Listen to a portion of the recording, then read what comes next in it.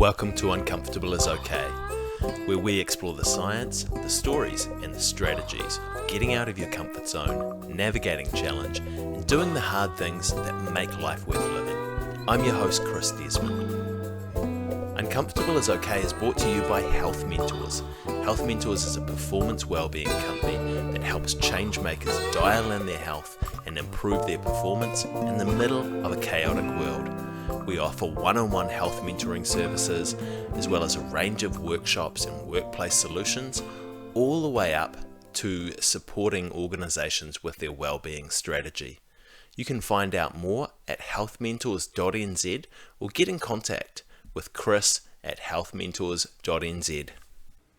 Welcome to Uncomfortable is Okay. It's my pleasure today to have James Brummer-Taylor on the show. And James is a really good friend of mine. And mate, it's been 20 years actually since we've first met, way back first year university down in Otago. But since leaving university, James has embarked on an international career which has seen him hold executive level roles and become a partner at two global consulting firms, Partners in Performance and LEK. And like many of us, the 2020 onset of COVID changed things a little bit for James. He wasn't able to keep commuting weekly from Queenstown to Sydney and really wanted to focus more on family over career. So moving base and shifting base from Queenstown was off the cards for him and his family.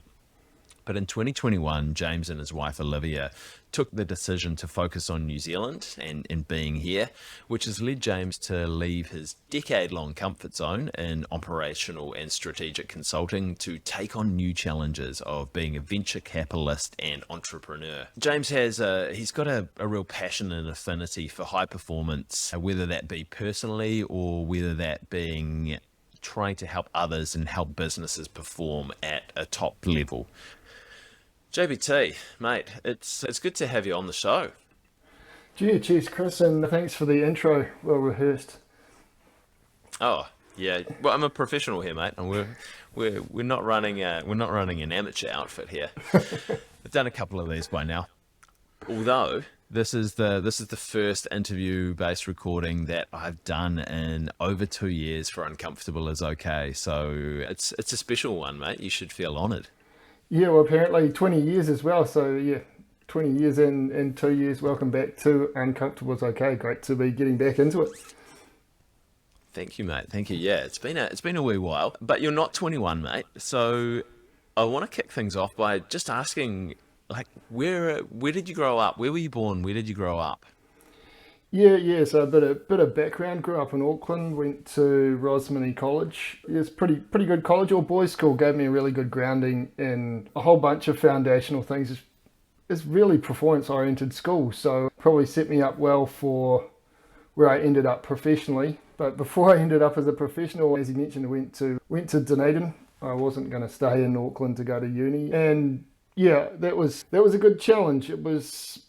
Yeah, the first year was a real finding your feet year where you're having to find the balance between sport, academia and socialising. So yeah, interesting first year at uni, and that I ended up representing Otago for hockey, which was pretty cool. Probably one of the highlights there was getting a varsity games gold. I think it was like second year of uni or something like that. Can't exactly remember, but that was probably also the point that I realised that I wasn't going to continue as a sports person, and I probably needed to pick up a bit more on the academia and probably stay level on the socialising, which I did.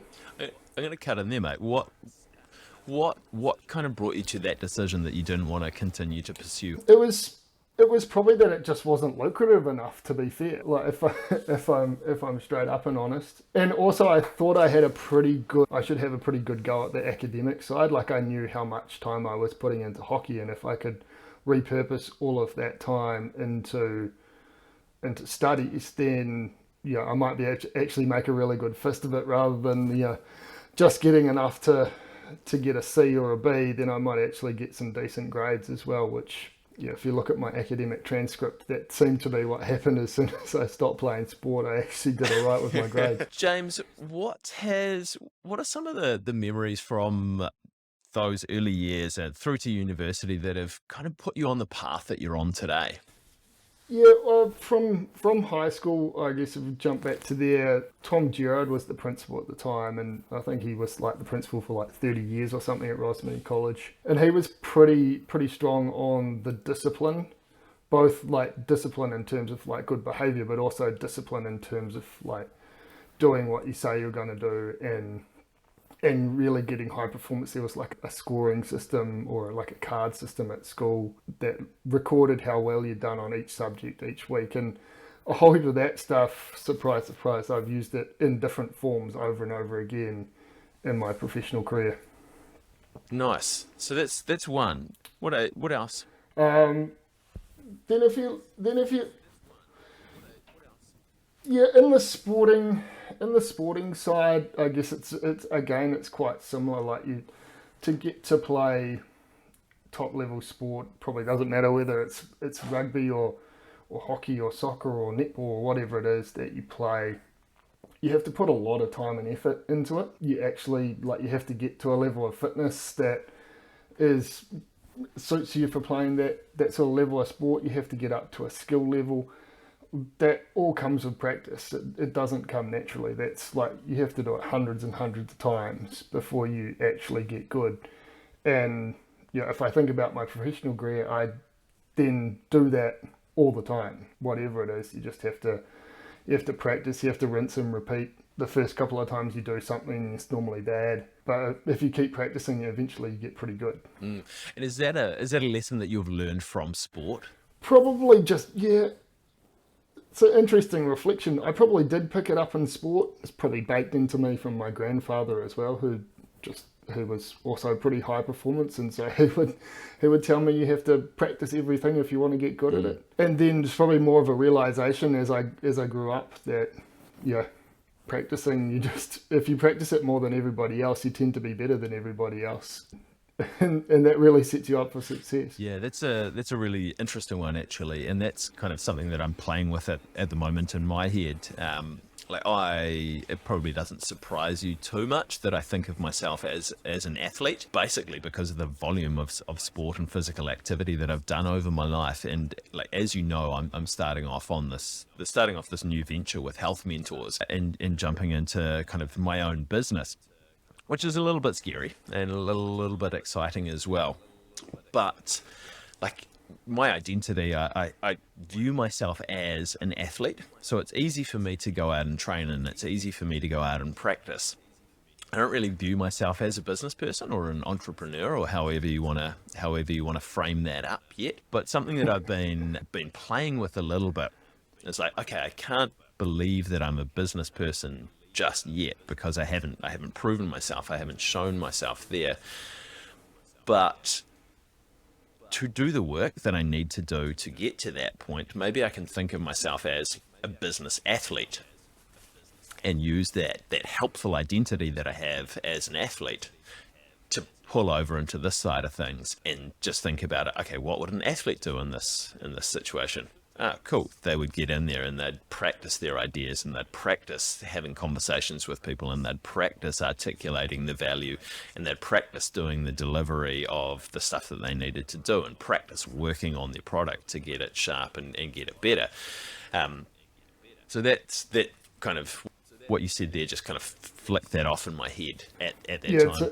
It's an interesting one and a good pickup because that tended to be how, especially in the consulting environment, how I would try and get new appointments into consulting firms to think about their life as a consultant is that it's more like you're a professional athlete than you are a business person in terms of the time commitment, in terms of the number of times you're going to have to do a financial model over and over again until you actually get good at it. Because the first couple of times, whilst you can be smart, you're probably not. And it's very similar. So it's a really good pickup. You can think. And I think reflective practice that you have as well as an athlete when you're looking back over the games or you're looking at those training sessions that didn't go particularly well is really helpful in other areas of your life. But it's not always something that we do automatically. We don't bring in that reflective practice, looking at shit that's gone well and stuff that hasn't gone quite as well, and trying to take that and learn from it next time. Interesting point again. I think someone like probably 5 or 10 years ago now told me like you actually need to find time to think, and yeah, that is the reflective time where you either review how you'd gone on whatever you were working on, or you've actually just got time to think about like what are you going to do next, what are the things you're going to improve on. Yeah, and I don't know how many of us actually get that time or put that time in our diaries to do that reflective work, just to stop and think and like let ideas percolate around in our heads. Yeah, and I mean when I was traveling a lot, I found that quite like that. I would always do that on airplanes, or yeah, mostly on airplanes, or taxis to airports and things like that. Post not traveling as much, she had to like put time on my calendar, otherwise I just wouldn't do it. Like I ended up just doing either more work and not having time to think, or you pick up a whole heap of other things around the house. Yeah. And like we've actually gone down quite a rabbit hole quite early in this conversation, but I think it's good stuff. If if people don't have, if people are working a job where they're just things are back to back to back to back, and they've got some like maybe moderate control over their diary, minimal control over their diary. Do you have any suggestions for where they fit that reflective time in? Yeah, well, it's probably more of a case of like working out where you can find it for yourself. That said, you've got to make it go in somewhere. So I was actually having a conversation with one of our investee CEOs just last week that he really needs to start managing by his calendar, like actual block by block, and what's he going to be working on in each hour of the day effectively, because otherwise there is more things for him to do than there is hours in the day. And and then he's like, oh, I haven't had time to think about those things. He's like, well, mate, you've just got to put time in the calendar to do that. Otherwise, it's just not going to happen. And whilst it sounds potentially heavy-handed, at the end of the day, once you get to that level of performance, you've got more stuff to do than you've got time to do it. Mm. Yeah, I think it's setting it up so that you can be proactive rather than reactive for most things. Like there's always going to be stuff that pops up that you need to squeeze in somewhere, but for the bulk of the stuff, you know what's coming up, and if it needs to be some reflective time, then actually kind of scheduling that. I find it really helpful for me scheduling that in. I know, well, after I do something that I know is going to need some reflection around it, like if I'm like delivering some ideas or doing having an important meeting, booking a little bit of time in either later that day or the next day for just to sit and like do a debrief with myself around it is really helpful and really really important. Yeah, yeah, and debriefing with yourself can be a lot harder than if you're debriefing with someone else that you've worked with. So if you've just done a meeting and there's two of you, it's pretty easy to like do that meeting straight away, jump on the phone and do the debrief. It can be quite hard to do the self-reflection. And that's probably whether you're an introvert or an extrovert, to be fair. It's normally easier to review how things have gone and what things went badly and what things you're going to do better next time when there's two of you. But yeah, it is really about having that level of discipline to do those reflections. Yeah, yeah. And I think like maybe it's just starting to try and do it automatically. Is when you book something important in your diary, then you book in a little block of time afterwards to spend just taking that reflection. Mate, I want to look back to university because you didn't start out doing business at university. You started out doing environmental science, is that right? Yeah, I was doing some form of science. I think I did some geography and some environmental science, and I think I even did some physics, and a few other things as well. It's probably more science oriented, probably because career counsellor at school suggested that was what I should do, as opposed to me actually knowing what I should or had a passion for. So I think some of that science stuff has still served me pretty well, because just understanding science and stats and maths and all of those things, physics is always pretty widely used. But then I just, for whatever reason, gravitated towards more business oriented stuff. I think I ended up with a BCom in organisational behaviour of all things. But that ended up being pretty useful as well, because understanding how businesses work is pretty useful, as well as understanding all of their finances and everything else. Yeah, probably how they work is a more complex beast than some of the other processes that they run. Yeah, and that's probably a full separate podcast on its own to jump down that Yeah. rabbit hole. Yeah, but I always found it pretty interesting, the dynamics of an organisation and what made them perform, or probably more interesting what made them not perform, because the high performing ones, you don't see them as often, normally probably as a consultant at least, because they don't need help. Although I would have described Origin Energy as a high performing organisation that was a very well oiled machine. Yeah, I mean that's probably a nice kind of segue into talking about some of the common problems that you see in businesses that tend to be like the confronting ones for people.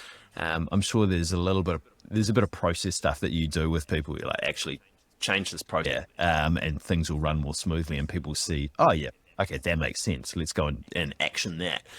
But a lot of the stuff that you see, I'm sure as well, is there's a lot more nuance to it. There's a lot more people stuff to it, and those problems are maybe a little bit more challenging for people to, firstly wrap their head around, make some meaningful change around as well.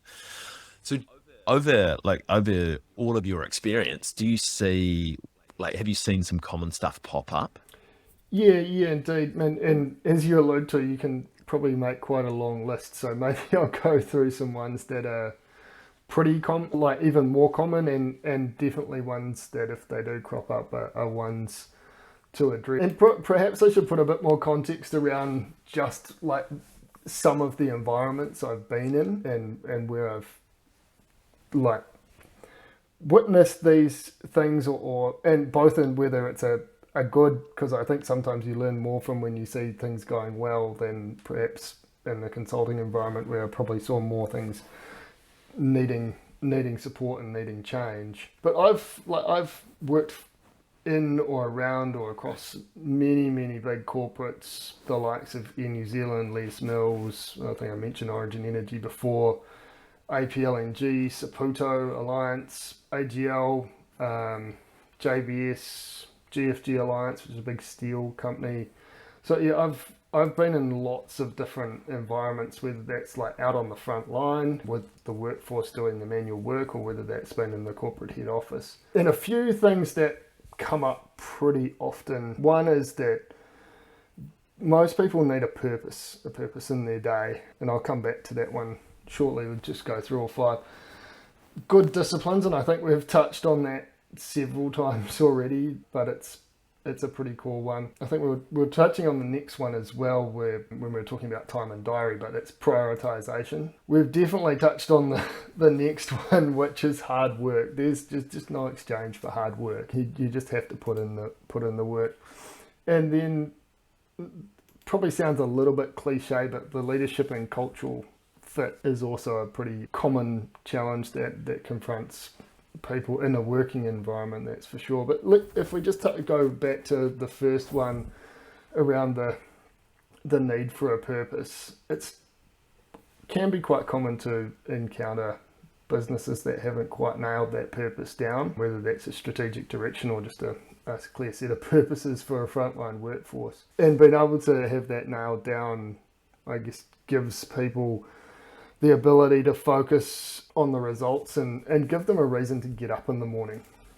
And that's pretty important. Is like, If you've got a big workforce, everybody's going to have good days and bad days, but you want to have a good reason for getting up in the morning. In terms of the disciplines, Before you jump into the next one, mate, I think what might be really helpful for people listening in is if you maybe gave us like an idea or a starting point about, okay, and this stuff I think translates not just for business but also for ourselves as individuals of things that we can of okay, with purpose. Like if we don't feel that we have a purpose, how can we start to think about that? How can we start to develop that for ourselves or for our businesses?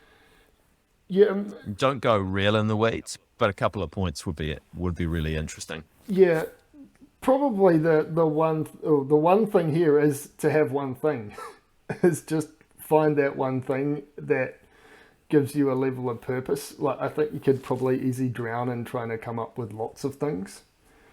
Just like find something simple. I watch a lot of professional athlete podcasts and things, and that almost all of them, like if you're listening to what they say, most of them will say, "Oh, I'm just going to do one thing and I'm going to do it well. I'm just concentrating on whatever it is they're concentrating on improving." That obviously they've got a higher purpose in terms of if they're a professional sporting athlete. So, but to improve, they just focus on those one or two things that they're going to improve on. So I think if I was giving out tips or thoughts on how to create a purpose, it's get something quite small and just focus on that and nail that one small thing, and you can then build and make it bigger and bigger. Yeah. Preferably something that's exciting for you. It has to be something that's exciting for you. Not gonna get up and do something that you just don't find enjoyable, especially for the first one, right? It's got to be, yeah. I mean, it's got to be something that gets you out of bed in the morning. So if it's not going to excite you, then probably not the first thing to start with. Cool. Let's dive a little bit deeper on this, mate. If you roll, I just need to, so jump into it. I'll be right Sounds back. good. Yeah, so on the discipline stuff, you need to have a good discipline, right? It's not been like overly tight, but you do need to have a really good discipline to the point that you can get into a rhythm. And then the discipline is really about doing that rhythm over and over again. So yeah, I listen to a lot of music, and if you listen to a lot of music, it's got a beat and a rhythm, and that's really what you need to get into in your high performance life, whether that's as a sports person or just a day-to-day human or a business person, is to find that rhythm. All of the top performers all have some form of rhythm, and that also makes them easy to interact with as well over time, because you just work out what's their daily rhythm. You're like, okay, can always talk to Chris in the morning because that works for him. You'll have someone else, Lisa will be really good in the afternoon because that's what works for her. But all of the best people that I've ever come across have got a really good set of disciplines, and they have a great rhythm. Mm. How have you worked on your rhythm, other than studying in the library to drum and bass and Metallica? I've definitely got a wider audio collection than some old school Ed Russian optical and some thrash metal. But I think it is about, it has been, at least for me in more recent years, about really good calendar management. And so doing the same type of things at different parts of the day. So I'll obviously get up and have your breakfast and all of that sort of stuff. I tend to not be a morning exerciser. It just doesn't really do it for me. But I'll then go through and clear the decks of messages that I need to send out. That's probably when I do the most important thinking stuff, is at the really start of the day. And then I'll spend the middle of the day either in meetings or talking to people. I won't really pick up doing hardcore work, productive work, until later in the day again. And that's a rhythm that works for me, and I can flex around that. So obviously I can work all day if I need to, but yeah, that And is that something that experimented with over time to get to that realization that this is how? If you think back to your university gags, I probably had a fairly similar rhythm there where I'd get through most of I think I did lectures in the morning. I would go and either train or exercise or talk to people during the middle of the day, and I'd do my assignments in the evening. And so if you think back on it, I probably had that basic rhythm for quite a while. But then there's always stuff that comes up in life, right? So your rhythm always gets interrupted, and so it's then really either how do you get back on rhythm or how do you make subtle modifications to that to make it work. Mm. And I guess that probably flows quite nicely into prioritization as well, is that you've built this discipline, or you've built, but a really important part of building that discipline and building that rhythm is knowing what the important shit is to put into it. Yeah, what the important things to do, but I actually probably reckon the harder thing is knowing the stuff not to do. Most people they like to please everybody, or they go, oh, I've got 20 things to do, so try and do all 20 of them.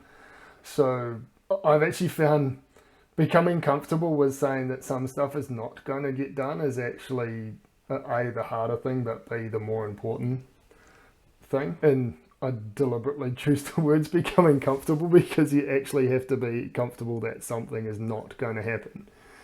If you've decided not to do it and it's therefore deprioritized, someone's going to come back to you at some point in time and say, why wasn't that thing done? And you're like, well, I decided it's not going to be done. Or we agreed it's not going to be done. That's probably really challenging and probably really confronting for a lot of people. I mean, we live in this really busy society where there's this pressure of doing all of these things and ticking all of these boxes as well. So I guess with what you're talking about there, you probably need to be really clear on actually what is the reason behind me not doing this. Yeah. Well, yeah, I mean, and how do you filter that in your head, or how do you assist people to filter that? Probably two things there. One is that if it's not on strategy or not on your game plan, then don't do it. But I guess to give an exercise related example, say you're training for a marathon, you're probably not going to do sprint training, right? Because you're training for an endurance event. So I'm using that as a polar example. Of course you end up nuance doing a bit of distance training when you're a sprint trainer or vice versa. But similarly, like if you're doing marathon training, you're not going to go and press lots and lots of heavy weights because you just don't want to be carrying that amount of muscle when you're trying to run a marathon. Or the other way around, if you're really wanting to bulk up, you're not going to do a lot of intensive endurance work. You'll still do some cardio, but it's those kind of choices, but then moved into everyday life. Or business life. Yeah. And so next one was hard work. Yeah. Probably don't need to elaborate too much on that, but give us your thoughts. Yeah, I think as I said, there's no real exchange for hard work, to be fair. Those who work hard tend to do well. They tend to be successful. Or if we're going back to that disciplines and rhythms thing, they just get more cycles in than everybody else. I think I famously had a conversation with a client one day who was quite amazed at the level of performance improvement we were able to achieve. And I was like, well, yeah, there's a pretty subtle difference here. You're working 8 hours a day and my team's doing 16. So we're getting double the amount of stuff just on a straight hours for hours basis. Whether that's encountering challenges or making improvements, you're getting through more stuff. That's not to say you need to work 24 hours a day, but you've got to put in work and efficient work. Yeah, and I guess like what do you think is the balance between like number of hours and when the returns start to become diminishing? Yeah, Like you when probably have is there a point where you need? you probably have to ask some academic who's done some kind of diminishing return study of effort and hours of sleep and all of that sort of stuff. There's probably quite a bit of science in that I don't understand. But it's really getting through all of the priority things that need to be worked through. That in that same piece of work where I was giving that 8 versus 16 hour example, there were periods where we would do days where we would probably only do 4 because we didn't need that much time. There was very light amount of touches on a few key things, but there would be other days where you'd need to put in a lot more hours because a lot more contact time was required. So I think, yeah, it's not like that, unless you put in 100-hour weeks, you're not going to make it, because that's probably not true either. But, yeah, if you're only doing 20-hour weeks, you're probably going to come up short. Yeah, I think it sits on top of your other points as well, as around kind of the discipline and the prioritization as well, because you can put in a 16-hour day on stuff that doesn't really matter and does. So it's picking those important things and getting them done when they need to, or getting as to happen. Like, to use exercise as an example as well, like. We've had conversation that my children aren't particular, and on the days that I've had maybe 3 hours sleep, I don't want to do a gym session. I don't want to go and jump in and do some weights. So thinking, okay, what's the important stuff for me to do today? Like, what do I need to put my focus and my work that is going to benefits? And on those days for me, it's trying to hit my which means that I need to get outside and go for a walk. Trying to make sure that I have my 5+ vegetables. Try and make sure that I have 8 glasses of water. So it's that important stuff that I would do.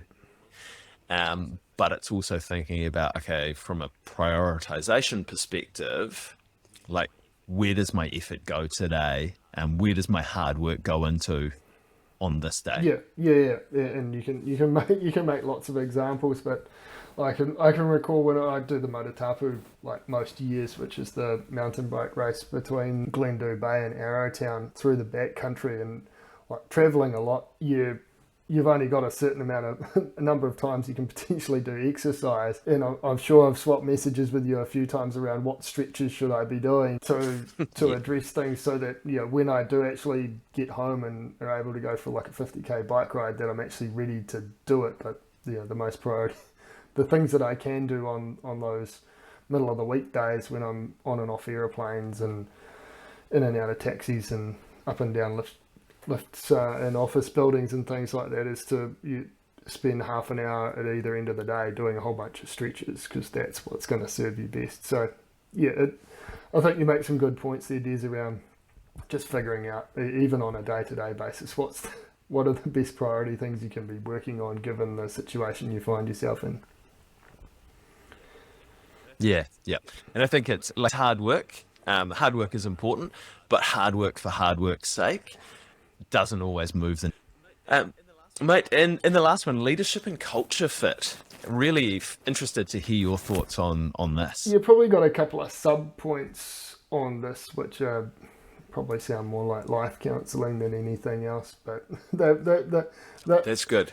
Counsel me, James. Couple of reflections. I think pretty early on I learned that there are some leaders that are probably not leaders, and so to be able to recognise them early is pretty important. And the other thing that sort of goes closely hand in hand with that is finding leaders that you mesh well with. Not every person is for every other person. It'd be a pretty boring world if that was the case.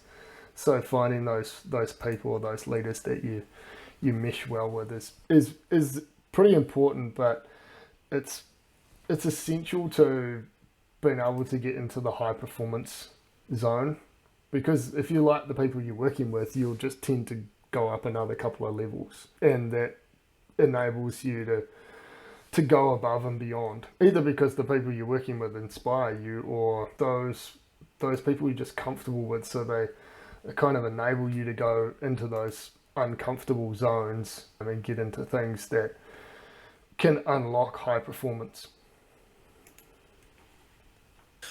Awesome, James. That was really fascinating to hear, like, your reflections on that and what you've seen over a long period of time working in this space.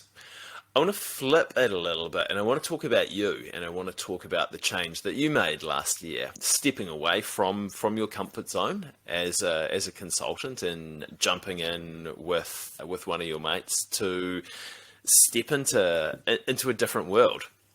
Do you want to talk me through what happened there? Yeah, well, I think everybody's familiar with COVID turning up, and probably through 2020 it was pretty fine. Everybody was dealing with similar things. But as we progressed into 2021, it sort of became clear to me that my weekly commute between Queenstown and Sydney wasn't really going to be something that was on the cards anytime soon. And so then to be an effective advisor to all of my clients was probably challenged at that point in time. But also, you come across lots of other things in your travels, right? And one of the things I came across was, or did some work in, was the New Zealand ag tech ecosystem. And I became quite intrigued with how that ecosystem is developing and what things we're doing really well in New Zealand, and also where some of the gaps are. And one of the really big gaps in that ecosystem is the availability of people with great commercial and strategic skill sets to be able to support founders who have fantastic technical or scientific or engineering skill sets.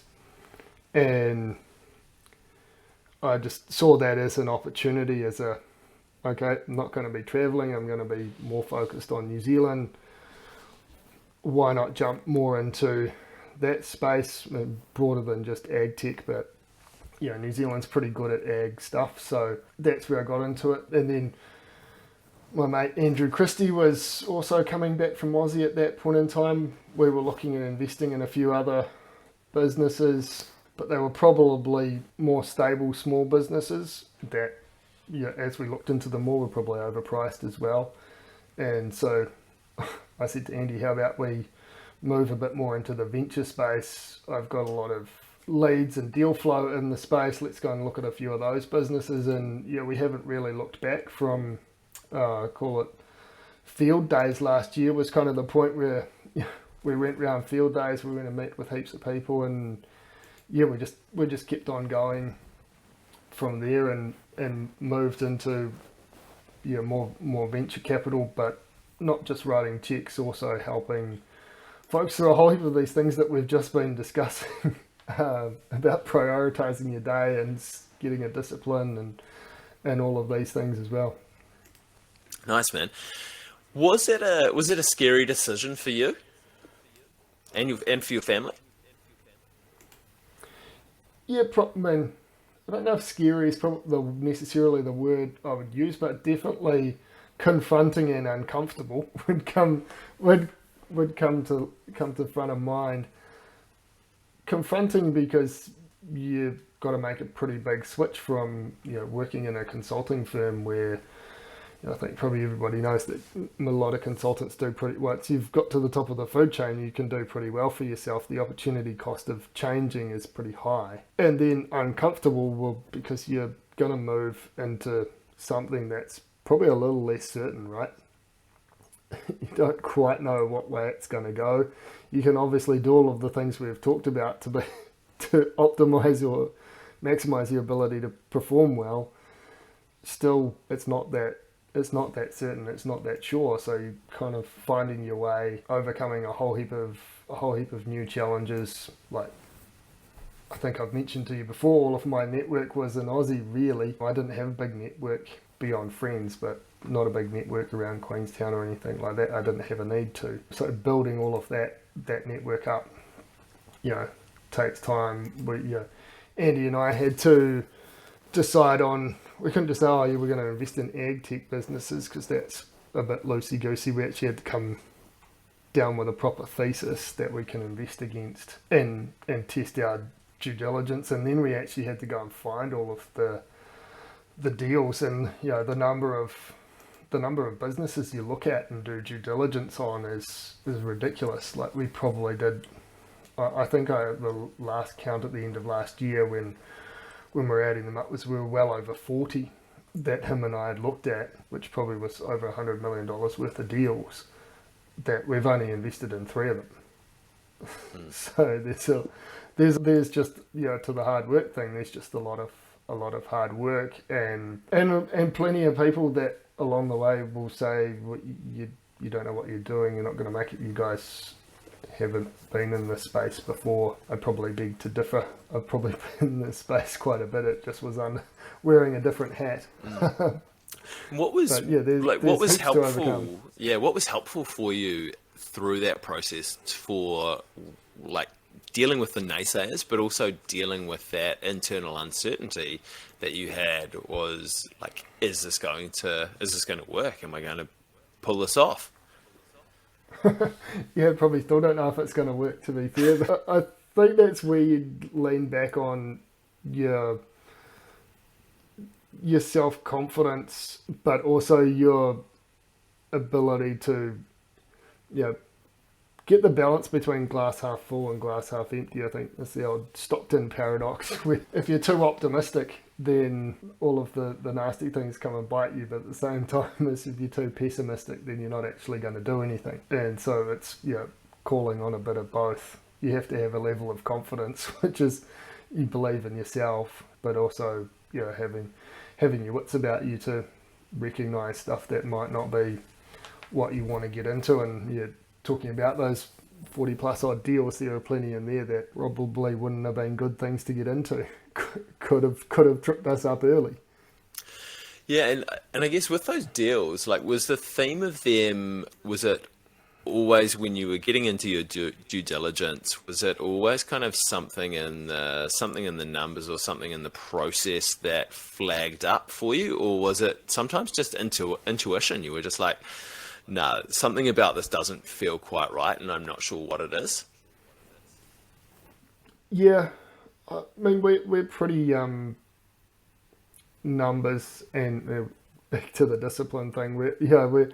We're pretty tight on making sure we understand the numbers of a business, understand markets, all of those things. So those classic due diligence elements are normally the flags for us. But then one of my mates calls it the spidey senses go off, and sometimes you just like, this doesn't feel right, whether it's the people or whether it's the business or something you've been told. Sometimes you just have a spidey sense that it's not something for you. And then even just meeting and talking with some of the folks, you just say, okay, you might have a great business, but it's kind of to that leadership point that I was making before. If you don't think you can get along and work well with people, then maybe that's not something for you to get into. Pick a different one, because it's just going to be clash after clash that's not that productive. Yeah, completely agree with that one, mate. James, how do you go about proactively building your capacity to take on challenges and to take on uncertainty? Yeah, I think it's back to this old repetition thing. It's building up a level of fitness or comfort with being uncomfortable is probably the best thing you can do for building that capacity to, whether it's proactively or reactively, take on challenge. Well, you've done heaps of marathon training, so I'm pretty sure marathon training is not that comfortable some days. But you've still got to get out and do it. So yeah, it is around going, yep, okay, I've got the capacity to go through the pain because I know what's going to come out on the other side. Yeah.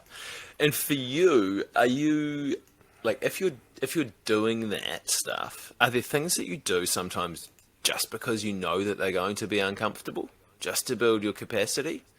Or is it always purpose driven?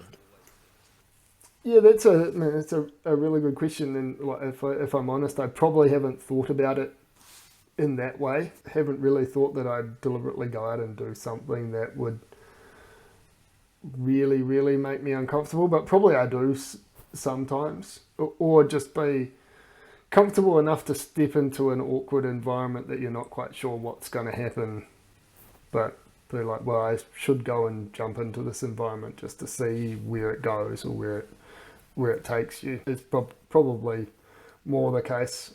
Yeah, in terms of like physical training, I probably wouldn't deliberately go into anything that's like well beyond what I think I'm capable of. But that's because I find at least I find myself with physical training, it's kind of a case of like build it up for an event, as opposed to just go way beyond where you're potentially capable of. Yeah. Like from a physical perspective, that wouldn't be my professional advice as a physiotherapist either. Is just kind of going way beyond what you have been working at previously. Bump it up progressively, mate. Like Yeah. you're all about strategy and planning and prioritization and building good rhythms. Do you have frameworks that you use to approach uncomfortable situations? I mean, we've probably touched on it a little bit already.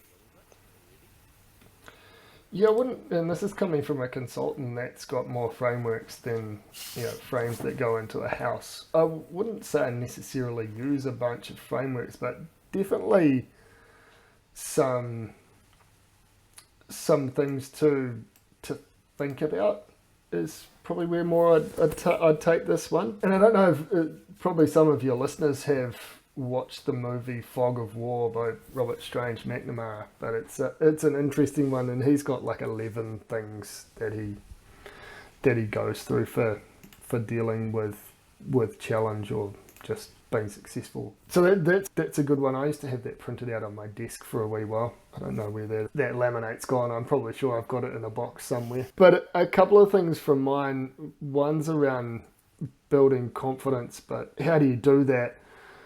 In my mind, that's about biting off small things and just chalking up the small ones. And but to your professional advice on physical training, you just don't go for the massive win all at once, the big exercise routine, because it's probably not going to come off. Same for anything else. Just get chalk up a few small wins, and suddenly a few small wins turn into pretty big ones. We've probably done my next one to death, but it's practice. It's just that rinse and repeat. It can be at times pretty boring, but it does work. Yeah. And I think just to throw in a thrash metal example here, I think Phil Anselmo, who's from Pantera, not probably one of my most listened bands, but Phil Anselmo did have a pretty good point, and that's get out and gig and eat rice, and gig again and eat more rice. It's just, if you want to get good, do lots of the same over and over again. We've talked about prioritizing effort quite a few times, but there's something to be said for that, just because you've only got so much time, and it's the commodity that is hardest to deal with. Like, you can always, if you're working on an hourly rate, if your demand goes up, then you can just push the price up, and so you can always do that, but you can't necessarily get more hours in the day. So being prioritized is pretty important. You've probably picked it up through a lot of the things I've been saying, but really taking accountability, like, for yourself is pretty important. I actually had a guy quite some time ago say to me that was probably one of my best traits, is that I have some uncanny knack of just assuming accountability. But if you flip that round the other way, I think taking accountability is pretty important. If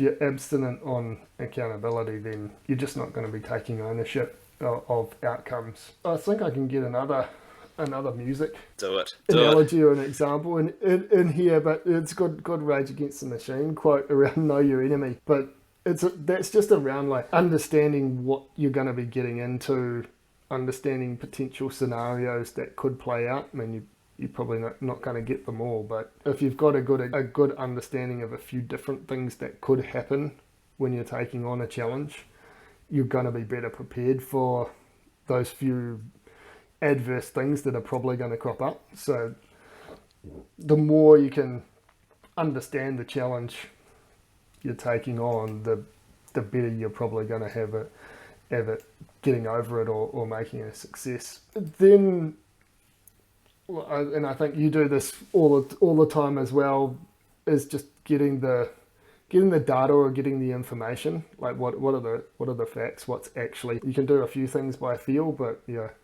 if you're looking for results, then you have to really make sure that they're measured results, because that's the only real way you'll know they're happening. Like the 2-hour marathon is a timed event, because it's otherwise how do you know you're the fastest marathon runner in the world? So that's pretty important. And then, like, if you're trying to overcome any challenge, and you touched on it earlier, you've got to be having fun. And sometimes there's just no exchange for having fun and having a passion for something. You'll be surprised how many people can make massive breakthroughs just because they think it's fun and they've got a real passion for it. And they can do all of the hard work and everything else, but they can just break through. Yeah, I'd 100% agree with that, especially for proactive challenges. For reactive challenges, not like it doesn't. I don't think it always needs to be fun, but I think there needs to be meaning associated with it. It needs to be something important to you, because, like, COVID, for example, not a whole heap of fun, but some of the challenges that have been associated with it have, the ones that we've kind of continued to push through, have been the ones that have been really, really meaningful. And there might be kind of drops of fun that have been in there, but for the most part, it's something that you've just had to get through, and you've just got to keep going with. And like, there's been a lot of stuff that a lot of people have just walked away from because it's been that challenging and it hasn't been meaningful to them. So I think definitely proactively, like, fun is super important. Reactively, I don't know if it always needs to be top of the list. Yeah, and that's probably why I put it at the end. Yeah. Yeah. Awesome, bro. How do you look after your health? It probably goes back to some of that stuff we were talking about just before around proactively preparing yourself for challenges. So yeah, I'm pretty big on exercising, and no surprise, I live in Queenstown, so yeah, there's plenty of things, mountain biking, skiing, golfing. I like to throw a few weights around as well. I tend to do a lot of things with other people. Lifting weights is probably one of the ones where you can just go into your own zone. It's you versus gravity, so it's just one of those things that I find quite good. Decompressing is pretty important, and decompressing for different people means different things. Some people like to meditate, some people like to read a book or whatever it is. I tend to listen to music or meet up with a couple of close friends, like not heaps of friends, and have a couple of red wines and just download with trusted, and you can just share a few thoughts. You'd be surprised how often people that are close to you are dealing with similar challenges, and so that can really help decompress.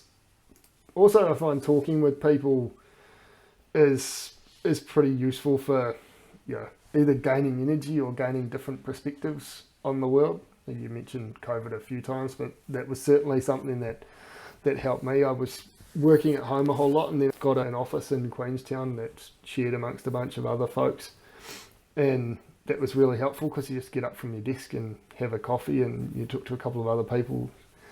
No surprises, everybody's dealing with the same sets of challenges, but that suddenly makes those challenges look a whole lot smaller, because you're like, okay, well, everybody else is doing this, so kind of all in it together, it's probably not so bad. But when you're sitting inside your own home office, it can seem like much more of a mountain to overcome.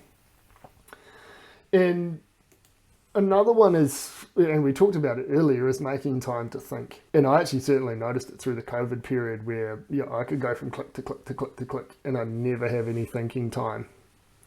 And you do click to click every half an hour, every hour on a virtual meeting, and your day disappears pretty quickly. But you just have no thinking time, so your head's just fuzzy by the end of it. And having that thinking time, I think, is pretty important to just figuring out where you're at, what's important, what's not important, or if it's like planning your next day or your next week or whatever it is. But you do need to create thinking time, and all of those things kind of, at least for me, they help with your health. And then if I was to put the last bit on it, it's kind of like the people that are around you, like knowing what's important to them is pretty important as well, because otherwise you can end up thinking you're doing a whole heap of good stuff, but if the people closest to you don't think that it's good stuff, then you might need to change slightly or a lot depending on what you've been doing. So I think you mentioned your boys don't like to sleep sometimes. Well, that's something that you're factoring into your day-to-day health at this point in time. Good thing is my boys are a bit older and they tend to sleep through the night. So things will change over time. Looking forward to that day. To get up at 5. Oh, look, one of them likes to get up at 5 a.m. So, yeah. If I end up working till 2 a.m. in the morning and getting through a whole heap of stuff, I might be woken up 3 hours later. Yeah, delightful. James, mate, it's been an absolute pleasure. I think, I've recorded coming up on 300 of these episodes, and haven't actually sat down with my best mate to have a conversation around this stuff. So it's been great to have you on, and it's been a real long time coming. And hopefully people have enjoyed this. I've got a lot out of it. I found a lot of interesting stuff from it. And one of the things that we were having a talk about was having a catch up regularly, sitting down, recording it, and just kind of talking about performance and how we can look to perform better as individuals and perform better as businesses, and some strategies and some mental skills around that as well. And I don't know what we call it, maybe like the performance corner on the podcast. Lock one of those in every month or 6 weeks. So if you're still keen on that after this conversation, it would be good to have you back as a regular contributor to the.